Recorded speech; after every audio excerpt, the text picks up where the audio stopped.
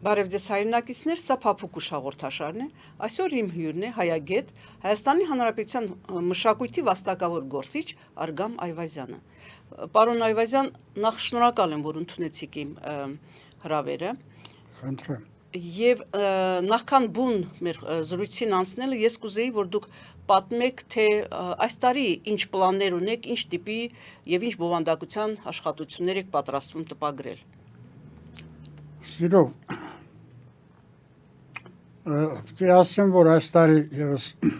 տպագրության եմ պատրաստել երկու աշխատանքներ։ Դա Նախիջևան մտորումներ էսքիզների 9-րդ հատորն է, որը այս պահին արդեն իջեցվել է արտադրություն եւ մինչեւ մայիսի կեսերը անպայման լույս կտեսնի։ Ինչպես նախորդ հատորները, այս հատորը եւս հեղինակային հրատարակություն է։ Հիմնականում հրատարակչական աշխատանքները իրականացվել են իմ զավակներին եւ իմ 2-3 հայրենակիցների միջոցներով։ Դա մշտապես վերջին 7 տարիներում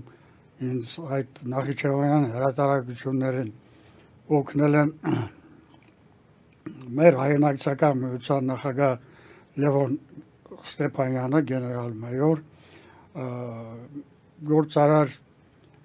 Օնիկ Հարությունյանը, իր զավակները, եւ ուրախալի լուր ստացվեց Ամերիկայի Միացյալ Նահանգներից Հակոբ Նալբանդյանի կողմից, որ ինձ հրաժայնեց, ապա կապի մեջ եղանք, ցանկացավ, որպեսզի Նախիջևանյան մի հրատարակություն իրենց, այսպես ասած, մատենաշարով հրատարակել։ Փաստորեն տպագրական ծախսերը իրականացվում է Հակոբ եւ Կարոլին Նալբանդյանների միջոցներով։ Ասեմ, որ այդ մատենաշարը արդեն փաստորեն իմ այս 9-րդ հատորը այդ մատենաշարի 96-րդ գիրքն է։ Այդ անձնավորությունը, որ բանասեր մատենագետ, պատմաբան եւ այլ բազմաթիվ աշխատանքների հեղինակ, թե գրական, թե գիտական, լույս են տեսել Ամերիկայի Միացյալ Նահանգներում, Երևանում եւ անձնավորություն, որը փաստորեն միջոցներ է տրամադրել Հայաստանում բնակվող հեղինակների աշխատանքները հրատարակելու համար։ Հիշողությամբ ասեմ, որ այդ մատենաշարով լույս են տեսել մեր լավագույն գրականագետներից Սամվել Մուրադյանի, Հովհաննես Շիրազի անտիպ աշխատանքների կազմած կարծեմ 3 հատորներ են, Հենրիկ Բախշյանի 3-4 հատորներ եւ այլն։ Սա այս տեսակետից կարծում եմ, որ սփյուռքահայ այդ բարերարներից առաջինն է, միջոցներ, որն ունի, տրամադրում է նաեւ հայաստանյան հրատարակություններին։ Երկրորդ աշխատանքը Նախիջևանյան հայրենակցական միությունների եւ Նոր Խարբերդի հազարափրկիչին է վերաբերում։ Այդ աշխատանքը ուրեմն իմի եմ բերել փաստորեն 1878 թվականից առ այսօր գործող Նախիջևանյան հայրենակցական միություններն են, հայրենակցական կոմիտեներն են, բարեգործական ընկերություններ են եւ այլն, որոնք գործել են Ագուլիսում, Նախիջևանում, Երևանում, Գողթնում, Բաքվում, Թիֆլիսում եւ այլուր։ Եվ 98-99 թվականներից հիմնվեց Նախիջևան հայրենակցական միությունը, որը մինչև հիմա գործում է։ Ասլս այն է, որ փաստորեն մի հավելում կատարեմ, Երևանում բազմաթիվ դուք գիտեք, որ գործում են հայրենակցական միություններ, այս աշխատանքը ուսումնասիրությունը աշխատանքը շարադրելու ընթացքում ծանոթացա Հայաստանում հայրենակցական միությունների վերաբերյալ արկա գիտական գրականությանը։ Ցավոք սրտի պետք է ասեմ, առ այսօր մյուս հայրենակցական միությունների վերաբերյալ առանցին երկով աշխատանքներ գոյություն չունի։ Հոդվածներ են եւ այլն։ Այս տեսակետից եւս պետք է ասեմ, որ այդ Նախիջևանյան հայրենակցական միության այդ աշխատանքը, որը հրատարակության արդեն պատրաստ է, երևի մայիսի վերջերին հունիսի սկզբներին դա եւս լույս կտեսնի։ Պարոն Այվազյան, ձեզ շնորհակալություն ձեր աշխատանքի համար եւ ես անձամբ շնորհակալ եմ բոլոր նրանց, ովքեր ձեզ ֆինանսապես աջակցում են այս աշխատությունները, որպեսզի դուք լույս տեսնեն եւ հասանելի լինեն ընթերցողներին, շատ կարեւոր քայլ է։ Իմիջայլոց 9-րդ հատորում, մոտորումների 9-րդ հատորում ես տեղադրել եմ 1990 թվականից առ այսօր իմ հրատարակած անձամբ իմ ընտանիքի եղբայրների միջոցներով եւ բարեգործական աջակցություն ցուցաբերած բոլոր անձնավորությունների անուն ազգանունները, հիմնադրամները, որոնք եւ Հայաստանից են եւ Սփյուռքի բազմաթիվ երկրներից են, բոլորի անուն ազգանունները շեշտված են, գրված են այդ հրատարակությունները, մոտավորապես դա այսպես չեմ սխալվում 42-43 ծավալուն փոքր մեծ հատորներ են, մեկ առ մեկ փաստորեն դարձյալ վերահիշված են, չնայած որ մինչ այդ հրատարակություններում երկրորդ էջերում փաստորեն նշված են ով է հովանավորները, աջակիցները եւ այլն։ Այդ տեսակետից նաև այդ տեքստային մասում ես իմ խորին շնորհակալությունն եմ հայտնել 1990 թվականից առ այսօր Նախիջևանյան հրատարակություններին բոլոր աջակիցներին։ Այստեղ կարևոր չէ մարդը ասենք 10,000 դրամով է օգնել, թե $1,000 կամ չգիտեմ 2,000-ով եւ այլն։ Խնդիրը այն է, որ իմիջիայլոց ասեմ, որ հովանավորների զգալի մասը նախիջևանցիներ չեն։ Սփյուռքահայեր են, բերութահայեր են, ամերիկահայեր են, չգիտեմ Լիբանանահայեր են եւ այլն։ Խնդիրն այն է, որ մարդիկ, որոնք չնայած ցավոք սրտի ես մեկ անգամ շեշտել եմ, այսօր կարող եմ շեշտել, որ մեր նախիջևանահայ կարող ուժերը, գործարարները շատ пассив են այդ տեսակետից, շատ пассив են։ Իհարկե ես անձամբ ես եմ դիմում սրան նրան հեղինակի կողմից այսպիսի դիմումները երբեմն մերժումները շատ բացական են ազդում տվյալ հեղինակի աշխատանքների վրա, բայց բարեբախտաբար ես չեմ հիասթափվել եւ ամեն տարի հրատարակությունից հետո ասում այլևս այդ աշխատանքով չեմ զբաղվելու, ասեմ նաեւ կարծեմ նախորդ տարի հարցազրույցներում մեկում նշեցի անցյալ տարի ես հրատարակել եմ ծավալուն 6 հատոր աշխատանքներ 3 հատորը դրանք ինձ Ագուլիսի բարբարին վերաբերող աշխատանքներ են, 2 հատոր Նախիջևան մոտորումներ էսքիզների հատորն են եւ 12-13 տարի սպասված Նախիջևանի նյութական եւ մշակութային ժառանգությունն է A4 ֆորմատով գունավոր տպագրությամբ 1072 էջ ծավալով հայերեն, ռուսերեն լեզուներով եւ այդ հատորան երկում եմ ավելի քան 1600 փաստավավերական լուսանկարներ Նախիջևանյան, որոնց հետքը արդեն 2006 թվականից հետո Նախիջևանի տարածքում գոյություն չունի։ Պարոն Այվազյան, վերջերս Վատիկանում Ադրբեջանի կառավարությունը կազմակերպեց քրիստոնեությունն Ադրբեջանում պատմություն եւ արդի ժամանակներ խորագրով գիտաժողովը։ Այո, տեղյակ եմ։ Խնդրում եմ ձեր վերաբերմունքը թե Վատիկանին, թե երևույթին, թե մեր պահելաձևին։ Ասեմ նաեւ այն, որ վերջերս կանոն համացանցում կազմակերպեցին բողոք, այսպեսի նամակ մտավորականության ստորագրահավաք են։ Ես եւս ստորագրել եմ, բայց սրանք դատարկ բաներ են, իմիջիայլոց ոչինչ չասող, քանզի Հայաստանի Հանրապետությունը այդպես ասած շատ լոյալ է այդպիսի աշխատանքների համար։ Չնայած մեր եկեղեցին Արամ կաթողիկոսը հանդես եկավ բողոքի բանով, չգիտեմ, տարբեր կազմակերպություններ, անհատներ եւ այլ։ Պետք է ասեմ, գիտեք ինչ, մեղքը եւ մեղավորությունը պետք է մեր մեջ փնտրենք։ Մեր մեջ պետք է փնտրենք եւ սա չի գալիս այս վերջի 20-30 տարվա այդպես ասած աշխատանքներից։ Դա սովետական իշխանության սկզբից ի վեր Ադրբեջանը այդպես ծրագրված կարգով մշտապես հետամուտ է եղել իր ազգային շահերը, այսպես ասած, ամրապնդելու միջազգային կազմակերպությունների արժև ներկայացնելու համար։ Ես այստեղ գրառումներ եմ կատարել մի քանի բան, որոնք ես հրատարակել եմ եւ հայերեն եւ անցյալ տարի Ամերիկայի Միացյալ Նահանգներում Բրիլ հրատարակչությունը Նախիջևյան խնդիրների վերաբերյալ ծավալուն հատոր հրատարակեց Հայաստանից 2-3 հոգի են մասնակցում Ալեքսանդր Հակոբյանը, Համլետ Պետրոսյանը եւ ես եւ երկու հոդվածներով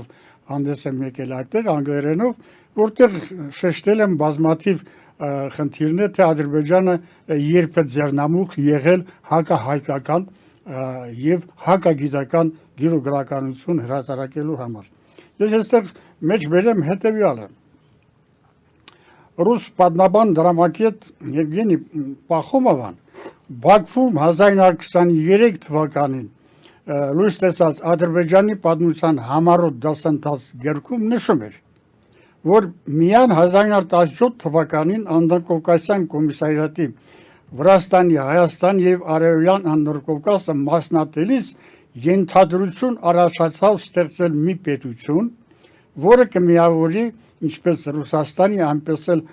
Պարսկաստանի այսպես կոչված թաթարներին, ադրբեջանցիներին։ Այս պետությունը նախնական կարգով տրվեց Ադրբեջան անվանումը, որը թողնվեց ավելի լավը չգտնելու պատճառով։ Սա տպագրվել է ռուսերեն լեզվով Բաքվում 1923 թվականին։ Ահա այս հայտնի փաստ է սա, եւ բոլորը գիտեն, որ Ադրբեջանը նորաստեղծ պետություն է, ընդամենը 100 տարվա, այսպես ասած, գոյություն ունեցողը եւ հենց ի սկզբանե սկսել է իր այդ պետական համակարգը, ազգային շահերը, պաշտպանական աշխատանքները սովետական իշխանության տարիներից ի վեր։ Տեսեք 39 թվականին հայ անձնավորություն Տեր Գրիգորյանը Սասամի գիտությունների ակադեմիայի Ադրբեջանի մասնաճյուղի տեղեկագրում համար 1-ում Լեռնային Ղարաբաղի ինքնավար մարզ հոդվածում այն տեսակետն է առաջ քաշել, որ իբր այդ բարբարի խոսքը Ղարաբաղյան բարբարի մասին է ձևավորվել է աղվանական գարգարերենի լեզվահիմքի վրա։ Տեսեք ինչպես է 30-ական 20-ական թվականներից աշճանով ես այստեղ բերում եմ ընդհանրապես մի քանի այդպես փաստական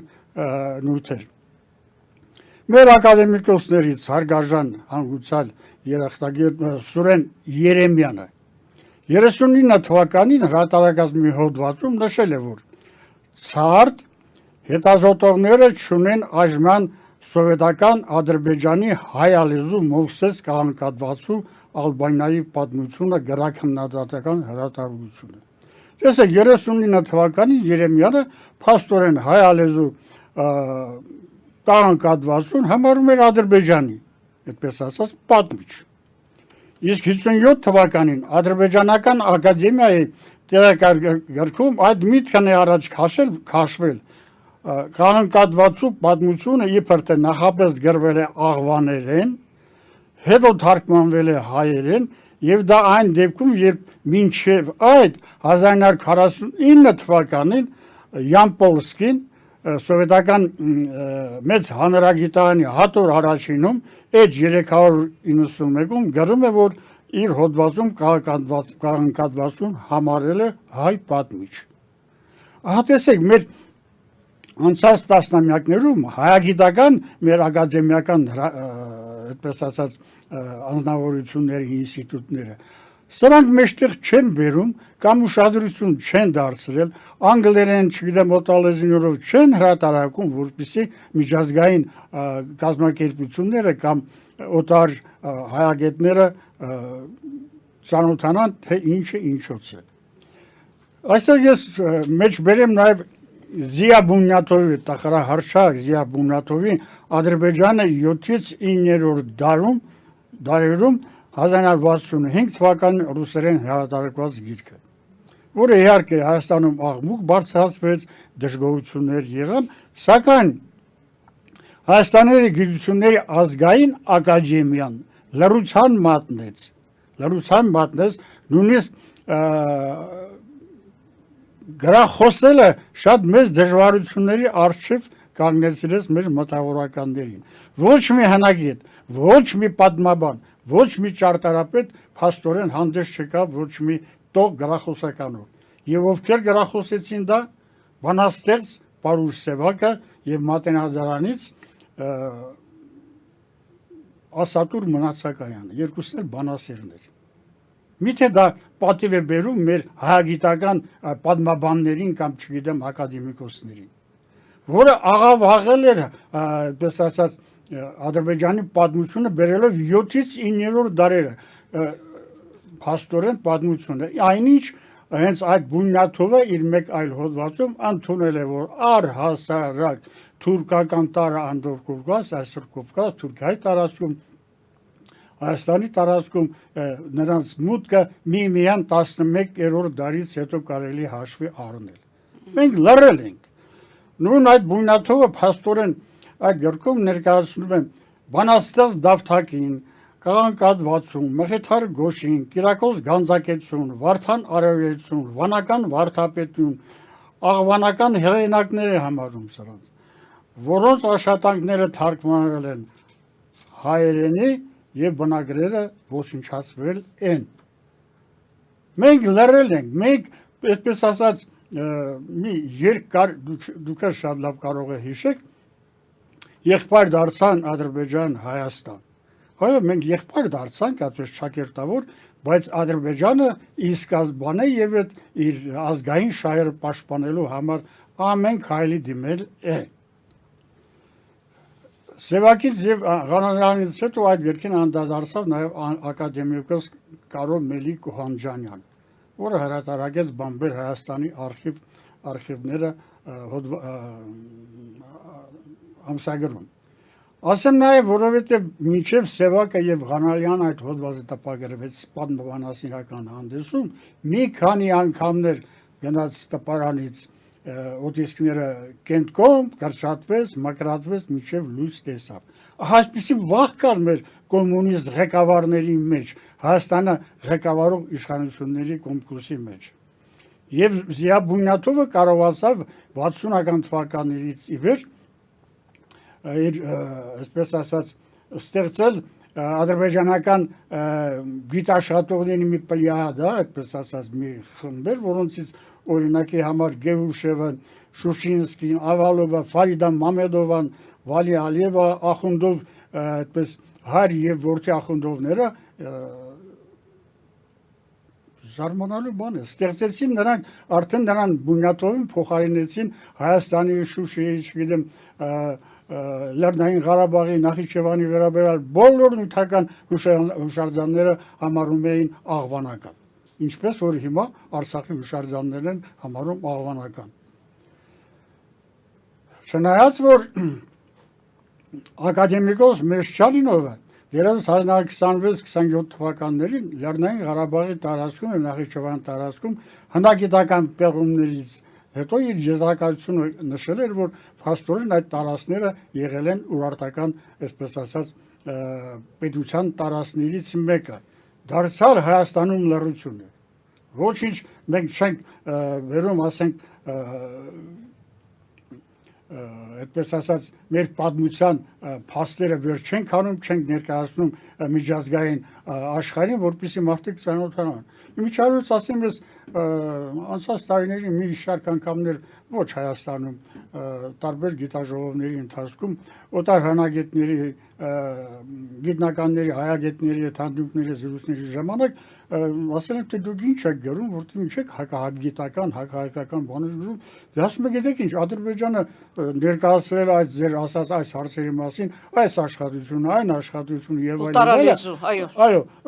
անգլերեն, ռուսերեն, չգիտեմ, ֆրանսերեն, ես ինչի հայկական կողմը չի ներկայացնում։ Պարոն Այվազյան, այսինքն կարող ենք ասել, որ ոչ միայն կոմունիստական կուսակցության ղեկավարներն էին հայկական, վաղկոտ, այլ այսօր մեր ակադեմիան բառացիորեն քնած է։ Հիմա եւս, գիտեք ինչ, մեր ակադեմիան ունի Նախիջևանի հուշարձանները 27000 հուշարձաններ ավերվեց 1998-2006 թվականին, փաստորեն մեր այդ ժամանակվա նախագահ Ռոբերտ Քոչարյանը պապանձվել էր ձայն չհանեց, ակադեմիան էլ իր հերթին։ Ակադեմիան գոնե մի հայտարարությամբ հանդես չեկավ։ Ապա մենք ինչ ենք ուզում Ադրբեջանից։ Պարոն Այվազյան, կրեմլասեր մի անձնավորություն, որը շարունակում է լինել կրեմլասեր, մի անգամ ինձ պատմեց, որ երբ որ հայ-ադրբեջանական հանդիպումներ էին լինում գաղտնի, ինչպես հայտնի է, Վրաստանում եւ այլը, ինչ որ բանակցային գործընթացից դուրս, Բունյաթովը, որը արդեն հալածվում էր Բաքվում, Այո։ խղճացած ասում է, ես իրենց այդքան օգնեցի, այդքան հորինեցի, գրեցի, իսկ իրենք ինձ արդեն մարդատեղ չեն դնում։ Հիշենք, որ Բունյաթովին իրենք սպանեցին։ Այո, այո։ Այսինքն հիմա եթե ես այդ կրեմլասեր անձին ասեմ, արի քո բերանից պատմի, որ ես չկրկնեմ քո պատմածը, իհարկե չի գա, բայց սա էլ նշանակում է, որ մենք հետ ենք քաշվում, որ թուրքը անընդհատ առաջ ընթանա։ Այո, այո, դա մեր մեղքն է, գիտեք ինչ։ Ես հիմա շատ ներողություն թող հերոստատողը ինձ ճիշտ հասկանա։ Ես Ադրբեջանին չեմ մեղադրում։ Չեմ մեղադրում այդ կեղծիքները հանելու համար, որովհետև դրա դեմ պայքարող չկա։ Ազատ են, եթե խորհրդան իշխանության տարիներին նրանք այսպես դեպքից դեպ գաղտնի կամ երբեմն են անդրադառնում, հիմա բացարձակապես 30 տարվա ընթացքում աշխարհում մեկ գիր ու գրականություն են հրատարակում, մասնավորապես ստեղծել են Ալիև հիմնադրամը, տարբեր լեզուներով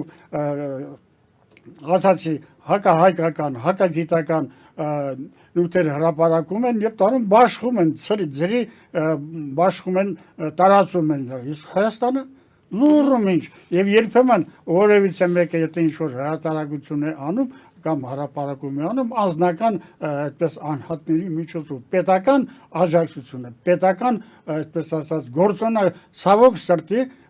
նախկինում էլ հիմա էլ այդպես ասած գոյություն չունի։ Իսկ մեկ ուրիշ փաստի պետք է անդրադառնալ։ Ուրեմն հետեւյալը վերջերս արդեն սկսել են նաև Ուրարտուի տարածաշրջանի այդպես տարածային խնդիրներին անդրադառնալ երիտասարդ հանագետները։ Բայց տեսեք ես փաստ եմ բերում։ Ալեսկեր Ալեկպերովը ադրբեջանցի հանագետ պատմաբան ծնվել է 1895 թվականին, մահացել է 1939 թվականին 37 թվականի անհատ պաշտամունքի զոհերից մեկն է, բանտում մահացավ։ 36 թվականին եւ Լեռնային Ղարաբաղի տարածքում միջև այդ նաեւ Նախիջևանի տարածքում հանագիտական ուսումնասիրություններ, հետազոտություններ է կատարել եւ 37 թվականին Սովետская արխեոլոգիայի համար 4-ում հոդված է հրատարակել բնականաբար ռուսերեն։ Крашенная керамика Նախիջևանского края и Ванское царство։ Հոդվածը Բաքվում այն լույս տեսավ ընդամենը 1960 թվականին հետմահու Ալեկպերովի այսպես աշխատանքները մեկ հատորով հրատարակելու ընթացքում։ Այս հոդվածի վերաբերյալ, այս տեսակետի վերաբերյալ Հայաստանի ուրարտագետները, պատմաբանները քար լռություն էին պահպանել։ Երբ ես Նախիջևանի տարածքում ուսումնասիրում էի հնագույն շրջանի բրոնզեդարյան, ուրարտական շրջանի բերդարվեստը, փաստորեն բրոնզեդարյան մի շարք Նախիջևանյան հուշարձանները վերակառուցվել են ուրարտական շրջանում, բերդարվեստը ճարտարապետությունը 100%-ով համընկնում էր եւ ակադեմիական հանդեսներում լրաբերում, պատմաբանասիրական հանդեսում ես հոդվածներ էի տպագրում արփա բերդի, ճահուկ բերդի, երնջակ բերդի վերաբերյալ եւ հստակ շեշտում է, որ այդ տարածքը այդ ճարտարապետական տեսակետից այդ հուշարձանները ուրարտական են։ Դրանք գտնվել են փաստորեն այդ տարածքը եղել է ուրարտական պետության տարածքում։ Երևանում ակադեմիկոսներ, գիտնականներ, բանավոր իհարկե ոչ ոք գրավոր չի գրել, ասում են չէ այդպիսի բան չի կարող լինել։ Ուրարտացիները այդտեղ չեն եղել։ Ես ասում եմ բացառվում է։ Չի կարող Արարատյան դաշտը, չգիտեմ, գրաված այդ տարածքը Երևանի եւ այլը այդ տարածքում Նախիջևանի տարածքում պետք է լիներ մի հզոր պետություն, որ ուարտացիները այդտեղ ոտ դրած չլինեն։ Բացառվում է, այդ տարածքը եղել է ուարտական տարածք։ Եվ միմյան 1988 թվականի վերջերին, 89 թվականին մեր ակադեմիայի երկրաբանական ինստիտուտի երկրաբաններից մեկը Նախիջևանի Երնջակ գավառի կամ Նախիջևան այսպես ասած կենտրոնական հատվածում գանող լեռներից մեկը բարձրալեռներից աժդանական վիշապասար կամ օծասարի վրա հայտնաբերեց, կարծեմ 5 տողանած 1.5 մետր, 1.20 սանտիմետր երկարությամբ 5 տողանած սեպագիր արձանագրություն, որը քանդակվել է մեր թվարկությունից առաջ 820-ական թվականներին։ Դեռևս Երևանը, դեռևս Էրեբունի ոտք չդրած ուարտացիների կողմից։ Եվ այդտեղ հենց այդ լեռան դեմ դիմաց նրանք կանգնեցրել են մի ուրարտական հուշակոթող, որը հետագայում ավերվել էր եւ դրա տեղը հայերը մատուռ էին կառուցել, որը եւս ավերված էր։ Եվ այդ լեռան ստորոտում լանջին կար ուրարտական դամբարան, որը իմ ուսումնասիրությունների տարիներին տեղացի ադրբեջանցի երեխաները 14-15 տարեկան երեխաները ինձ ցույց տվեցին, որը փլուզվել էր, փակվել էր այդ մուտքը, բայց մոտավորապես 40-50 սանտիմետրի չափով տեսանելի էր ներսը։ Ես ստիպված եմ եղել մոտակա քոլերից այդպես կտրատել 2-3 ճյուղեր, կապել իրար, երկարացնել եւ չորացած խոտեր մոտեր հավաքել, փաթաթել, վառել եւ մտցնել մոտավորապես 2 մետր, 2.5 մետր ներսը լուսավորությունը տեսնել իրենից ինչ է ներկայացնում։ Սրբատաշ քարերով այդպես երևում էր շարված եւ ուրարտական դամբարանի հետքեր են։ Դա Բանանիար, Երնջակ, Նորաշեն հատվածներում է, որտեղ եղել է փաստորեն պատմականորեն այդ Երնջակ գավառի տարածքում Երնջակ քաղաքատեղին եւ Տիգրանակերտ կամ Բանանիար քաղաքատեղի շրջակայքում։ Եվ այսպես մենք փաստորեն գոնե 37 թվականի ադրբեջանցու հրատարակած փաստագրական նյութերը, որոնք Նախիջևանի հնագիտական տարածքների հուշարձանների, այդպես ասած, գունավոր խեցեղենի հիման վրա մինչ այդ նաև սև ոչ գունազարդ խեցեղենի Մեշչանինովի կարծիքները մենք հաշվի չենք առել։ Բացարձակապես Նախիջևանը մնացել է մեր գիտական շրջանակներից դուրս։ Ավելորդ չի ասեմ, որ մոտավորապես սովետական շրջանից ի վեր մինչև վերջի շրջանները Նախիջևանի վերաբերել Հայաստանում ոչ մի տող, մի հոդված, մի գիրք չի տպագրվել։ Հատուկ, այսպես ասած, հիշեցումներ կամ չգիտեմ, հիշատակումներ կարելի է հանդիպել այստեղ, այնտեղ եւ այլ եւ այլ։ Եվ Փառք Աստծո այսօր հաջողվեց ինձ փաստորեն 1964 թվականից այր այսօր հրատարակել մոտավորապես 68-69 մեծ ու փոքր հատորներ, որոնցից 62-ը, 64-ը միան վերաբերում են Նախիջևանյան մշակույթի գրեթե բոլոր բնագավառների պատմություն, հուշարձաններ, լեզվաբանություն, վիմագրություն,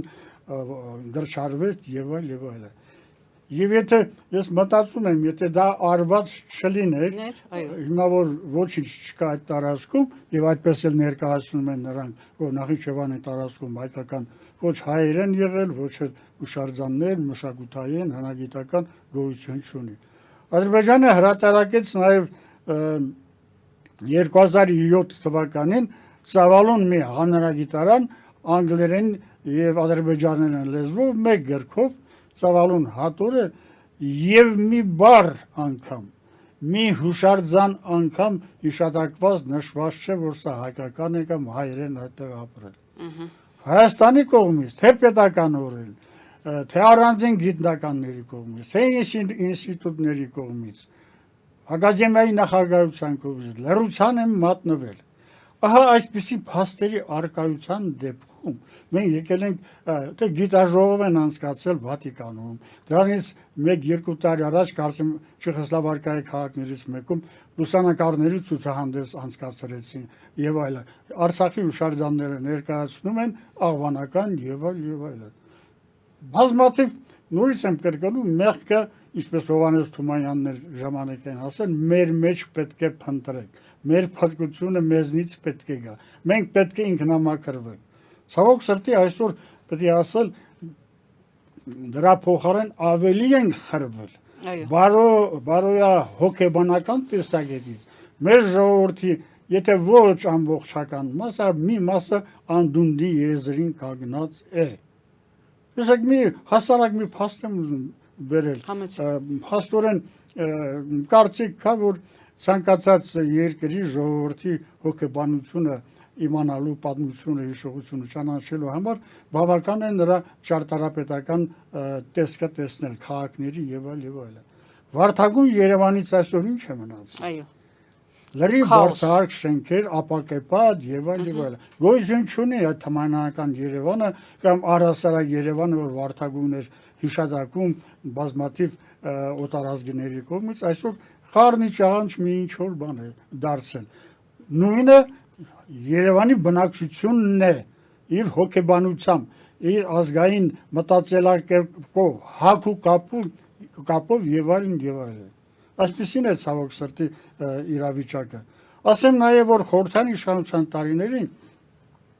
Մոսկվայի բարձր հովանավորությամբ, առաջարկությամբ, չգիտես ինչով, Անդրկովկաս ներողություն, Ադրբեջան եւ փաստորեն Հայաստան ուղարկվեցին մասնագետներ, հրեա մասնագետներ, որոնք Մոսկվայում մնացին, Պիատրովսկին Հայաստանում, Բրետանսկին Ադրբեջանում, Ադրբեջանի պատմությունը ստեղծեցին Բրետանսկին, մեկ չգիտես բանի համար, եւ Իգոր Դիակոնովսկին, որը լավագույն մեր խորհրդային արվրագետներից էր։ Դե հիմա հանգուցալ է։ 56 թվականին նա հրատարակեց Մարաստանի պատմությունը ռուսերեն Մոսկվա Լենինգրադ հրատարակությամբ եւ ինչ թեզեր նա առաջ քաշում, որ փաստորեն Ադրբեջանը այսօր որ ինչպես Պախոմովան նշեց 18 թվականից գոյություն ունի առհասարակ Ադրբեջան հասկացողությունը կամ պետությունը, դրա համարում էր այդպես ասած, չգիտեմ, մարերի հետնորդները, չգիտեմ, մարական ծագում եւ այլն։ Այսինքն մի նոր կեղծ թեզ, կեղծ տեսություն։ Ես թեզերը գիտեք ինչ, Ադրբեջանը իր ծննդյան այդպես բանը մեկ թուրքեր են իրենք, մեկ աղվաններ են, մեկ չգիտես մարեր են, մեկ չգիտես ես ինչ են։ Եվ բնական է դա, գիտեք ինչ, նորաստեղծ ժողովուրդը եւ որ մենք այսօր Արցախի հուշարձաններն են ավերում, Նախիջևանն ավերեցին, ցանկանում է ստեղծել իր պետությունը, իր ազգային կերպարը եւ այլն։ Հերո չգնանք 60-ական թվականների շատերը Հայաստանում այսօր էլ կան մեծահասակները շատ լավ գիտեն, որ Ադրբեջանը մասնագետները, ազգագրագետները գործողում էր Հայաստան, գումարներով գալիս էին Վայոց ձորում, Սույնիքում, Տաուշում եւ այլուր ինչ էին հավաքում։ Գնում էին արծաթյա գոտիներ, գորգեր, կահկարասիներ եւ այլն։ Եվ փաստորեն զգալի մասը հայկական մեր այդ տարածքների Հայաստանի տարածքին ազգագրական նյութերի զգալի մասը Ադրբեջանը գնեց եւ տարավ Ադրբեջան։ Փաստորեն նրանք ներկայացնում են թե գորգարվեստներ, թե մյուսները ադրբեջանական մշակույթի, թերևս Արցախից եւս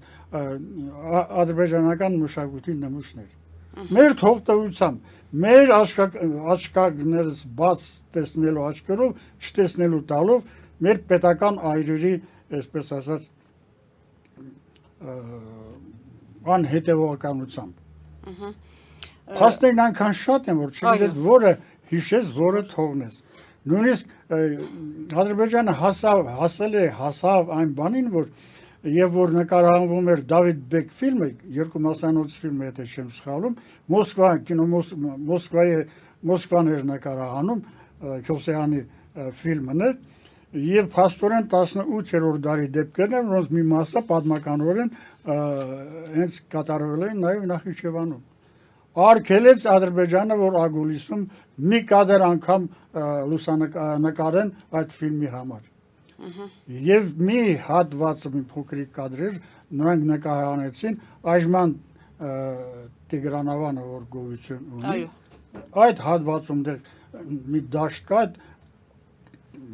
վարսկական զորքը չգիտեմ, կադրեր այդտեղ հավաքեցին, այդտեղ մի քանի կադր այդտեղ վանարեցին, նկարարեցին։ Նույնիսկ մեր նշանավոր կինոռեժիսորներից Նռան Գույնը Փարաջանովը ուզում էր անպայման նաև կադրեր ջուղայի խաչքարերից, լինի ջուղայում կադրեր նկարել։ Ուրեմն մինչև ֆիլմի նկարելը օպերատորի հետ, նկարիչի հետ ֆիլմի ինքը մի քանի հոգով ջուղայում էր եղել, որ տեսնեն ինչ են, ձերբակալել էին, բերել էին Նախիջևան քաղաք եւ մի քանի ժամ պահելուց հետո Հեյդար Ալիևը փաստորեն հրավիրել էր, ծանոթացել էր փաստաթղթերին եւ այլ։ Եվ անձնագրերը, որ պետք է արդեն վերադարձնեին, ֆիլմի ռեժիսորը փաստորեն ջղայնացած արտահայտություն էր արել, թե սա ինչի է, այդպես կատարում ինչ է սա եղել, եւ դրանից զայրացած Հեյդար Ալիևը եւս 5-6 ժամ փաստորեն այդ խմբին պահում է իրենց KGB-ի պատվալներում։ Եվ այսպես էին նրանք աշխատում, հասկանալի է, եւ այս ինչ որ ասում, դա հրատարակված է ֆիլմի նկարիչը ֆիլմը թերթում ծավալուն հոդված էր գրել, հրատարակել է, եւ դա իմ գրքերում դրանք հրատարակել եմ։ Իմիջալուց նաև Ալեկ Պերովի այդ հոդվածը ռուսերեն Մոսկվայի սովետսկի արխեոլոգիայում տպագրված է 8-րդ հատորում տեղադրել եմ ամբողջովին։ Եվ ուրարտականին վերաբերող դրանից բացի նաև Մեսրոպ arczepiskopos Սմբատյանի տեղեկությունները, որ նայել էր փնտրում Նախիջևանի տարածքում ուրարտական հետքեր, արձանագրություններ, ցավոքի ժամանակ չի գտել։ Ես եւս մի շարք անգամներ փնտրել եմ, չեմ գտել, բայց արձանագրությունից բացի ուրարտական ոսկե գոտու բեկոր գտնվեց Խրամ քաղաքատեղիից, նաև Արամ Վրուրի նամակներից մեկում Շահուրի դաշտու բնակավայրից մեկում տեսել է ինքը ուրարտական սեպագիր արձանագրություն, որի հետքերով տարիներ հետո ես գնաց իհարկե չգտա, ըստ երևույթին ինչ որ շինարարության մեջ օգտագործել են, հենց Ալիշար գյուղի մոտ Արաքսի ափին գտնվեց 1890 կարծեմ 5 թվականին թիվը եթե ճիշտ եմ հիշում, ուրարտական մեծ դամբարան։ Այդ դամբարանի նյութերը այդ ժամանակ հավաքեցին, հրապարակված են իմ գրքերում էլ ուրիշներն են հրապարակել, նաև կար զանգակ արձանագրում, սեպագիր։ Էրմիտաժում են գտնվում, այդ ժամանակ ներկայացված էր մինչև 1959 թվականը այդ նյութերը որպես ոչ ուրարտական սասանյան մշակույթի իրեր։ Բայց եւ որ 59 թվականին սեպագրերը արդեն ընթերցվեցին, պարզվեց, որ այդ զանգակը պատկանելս է Արգիշտի առաջի թագավորին։ Եվ այլն, այսպիսի հարուստ նյութեր ունենալուց հետո անգամ մենք այսօր Նախիջևանյան, այսպես ասած, խնդիրների վերաբերյալ շատ լուր ենք, ոչինչ չենք ասում։ Ադրբեջանը արդեն փակված է համարել Նախիջևանյան խնդիրը 100%-ով։ Մեր մասին է խոսքը։ Չէ, իսկ մենք փակված ենք համարում։ Մենք հիմա փակված ենք, այո, պետականորեն փակված ենք համարում։ Եվ գիտական ոլորտի համար է։ Գիտական ոլորտի համար է, առանցին անհատներից բացի։ Առանցին անհատներից բացի։ Ինչպես կարծիք կա, որ փաստորեն հայ մշակույթը զարգացել, պահպանվել է անհատապես։ Եվ ոչ թե պետական հոգացությամբ, մտածողությամբ եւ այլն։ Նկատի ունեք սովետական եւ հետսովետական։ Այո, սովետական եւ նախասովետական եւ դրանից առաջ էլ նույնպես։ Մշտապես գտնվել են մարդիկ մշակույթի նվիրալներ եւ այլ, որոնք կարողացել են պահպանել իրենց անձնազոհության վրա մեր մշակույթի պատմության այս կամ այն խնդիրները բերել հասցնել։ Ես շեշտեցի Նախիջևանի նյութական մշակույթի ժառանգությունը։ Ցույց տվեք ինձ Հայաստանում տպագրված մի տարածքի վերաբերյալ այդպիսի աշխատանք 3 լեզվով այդպիսի ծավալով գոյություն չունի, բայց լրություն է ակադեմիայի կողմից, լրություն է պետական կառույցների կողմից։ Հայաստանի ազգային գրադարանը ընդամենը ֆինանսների չունենալու պատճառով ընդամենը կարողացավ այդ գրքից, որը շատ սահմանափակ է տպագրվել, ընդամենը 2 օրինակ գնել։ Միան մեկ օրինակի տպագրության ծախսերն եմ ես ասում, միան տպագրական ծախսերը 75,000 է նստել։ Էլ չեմ ասում հրատարակչական ծախսերը, որը իրականացվել է դարձյալ բարերարների միջոցով։ Սա է իրավիճակը։ Այսինքն այստեղ ոչ պատերազմն է մեղավոր, ոչ պատերազմի հետևանքներն են մեղավոր, ոչ Ադրբեջանն է մեղավոր, ոչ նրա այդ առաջնորդն է մեղավոր։ Մեր անփութությունն է, մեր ազգային անփութությունն է։ Դա անփութություն է թե պետականության զգացողության բացակայություն։ Բացակայության պակասություն, այո։ Այսօր էլ ես մի քանի տարի առաջ իմ Facebook-յան էջում իմ հարցում գրեցի։ Խնդրում եմ նշեք, այս վերջին 20 տարվա, թե 25 տարվա Հայաստանի Հանրապետության պետական մարմիններում նախագահ, վարչապետ, նախարարներ, քաղաքապետներ, համայնքապետներ, ում կարող եք ասել, նշել անուն ազգանունը, որը աշխատել է ազնիվ, առանց կողոպուտի, առանց թալանչիական բանի, առանց խախտումների։ Խնդրում եմ նշեք 1, 2, 3, չգիտեմ, 10, 50 ազգանուն։ Ոչ մի անուն ազգանուն։ Ոչ մի անուն ազգանուն։ Դե մեր աչքի առաջ մտածում ենք, չէ՞։ Մեր նախագահները, վարչապետները, չգիտեմ, քաղաքապետները թաթախված են, խրված են, ինչու են թաթախված։ Ինչպես։ Խրված են։ Խրված են, թաթախված են քրեական հանցագործությունների մեջ, կողոպուտի մեջ։ Իմիջիայլոց ասեմ, ես տարիներ առաջ, տասնամյակներ առաջ մտադիր էի, մտածում էի մի հոդված գրել Հայաստանի այն իրավիճակի մասին, երբ ինքնիշխան է եղել։ Ինքնիշխան տարիների մասին է խոսքը։ Մշտապես հետազեկում է, որովհետև փաստերը աղաղակող փաստեր էին։ Եվ վերջապես հոդվածաշար եղավ մի 6-7 հոդվածներից, ծավալուն հոդվածներից բաղկացած իրատես դե ֆակտոն ժամանակին հրապարակեց։ Իմ գրքերում էլ հետագայում դա հրապարակել եմ։ Մովսես Խորոնացիով հայտնի ողբից սկսած մինչև մեր օրերը, մինչև Շարլ Ազնավուր, մեր գիտության, մշակույթի նշանավոր գործիչների կարծիքները մեր մասին, մեր պետական գործիչների մասին, մեր անպետական, անմիաբան լինելու մասին, շշմելու բաներ են, զարմանալու բաներ են։ Գիտության մեջ նաև կարծիքներ կային, իբրտև մասնավորապես օտարազգիները, հայագետները նշում են Խորենասու ողբը Խորենասուն չի վերաբերում, դա 5-րդ դարի չէ, չգիտեմ 7-րդ դար է, 9-րդ դար է, ես իմ հոդվածներից մեկում գրեցի, դա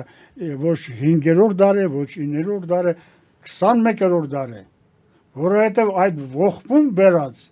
մեր ազգային կերպարը նույնն է, ինչ որ այսօր Հայաստանում իրականացնում է։ Պարոն Այվազյան, գիտեք ինչքան հարցեր էի պատրաստել, մենք կսահմանափակվենք այս մի հարցով այսօր մեր զրույցը։ Շնորհակալ եմ ձեր մեծ ջանքերի նվիրաբերության եւ ձեր անձնազոհության համար։ Ես վստահ եմ, որ մենք պետություն միայն կարող ենք կառուցել անձնազոհ հայերի ձեռքերով, այլ կերպ հնարավոր չի, եւ խնդրում եմ, որ իմ հաջորդ հրավերը նույնպես ընդունեք մեր զրույցը շարունակելու համար, այսօր սրանով սահմանափակենք, եթե ունեք ինչ-որ բան ավելացնելու, խնդրում եմ ասել։ Բարի, ավելացնելու իհարկե շատ բաներ կան, նորից եմ ուզում կրկնել, մեղքը մեր մեջ պետք է փնտրենք, մեր մեջ, բայց դա մենք չենք ուզում անել, դա դարերից եկող պատմություն է, գիտեք, Մշտապես մեր գիր ու գրականության մեջ, մասնավորապես գրականության մեջ մեր դավաճանների, չգիտեմ, հակապետականների, մեր իշխանական տաների եւ այլն։ Այսօր Հայաստանում 100-ից ավելի կուսակցություններ կան։ Երկու կաթողիկոս ունենք։ Չգիտեմ, մի 3-4 այլ կաթոլիկներ, ավետարանչական, եկեղեցական եւ այլն։ Այս պայմաններում ինչպես եք դուք ուզում այս ժողովրդին միաբանել։ Ո՞նց կարող ենք մենք միաբանել։ Անհնար է։ Այնպես որ մենք պետք է մտածենք արմատապես, եթե կարող ենք վերափոխվել, պետականամետ դառնալ, չդառնանք գյումրեցի, նախիջևանցի, չգիտեմ, արցախցի, երևանցի եւ այլն։ Մեկ պետություն է, մեկ ազգ է, մեկ տարածք է։ Այս մեկ թիզ տարածքը կամ մեկ բուր ժողովուրդը պետք է փայփայել, պահպանել, որպեսզի մենք կարողանանք արժանավոր, այդպես ասած, պատմություն եւ տարածք հանձնել մեր սերունդներին։ Այլապես մենք այդպես անդունդի եզերին կանգնած պետություն եւ ժողովուրդ ենք։ Շնորհադառնանք այսօրվա խնդիրներին, որտեղ ժամանակը Չէ, չունենք ժամանակ։ Շնորհակալություն ձեզ։ Խնդրեմ։ Իսկ ես հեռուստադիտողներին հիշեցնեմ, որ իմ հյուրն էր հայագետ Հայաստանի Հանրապետության մշակույթի վաստակավոր գործիչ Արգամ Այվազյանը։ Շնորհակալություն, ստեսություն։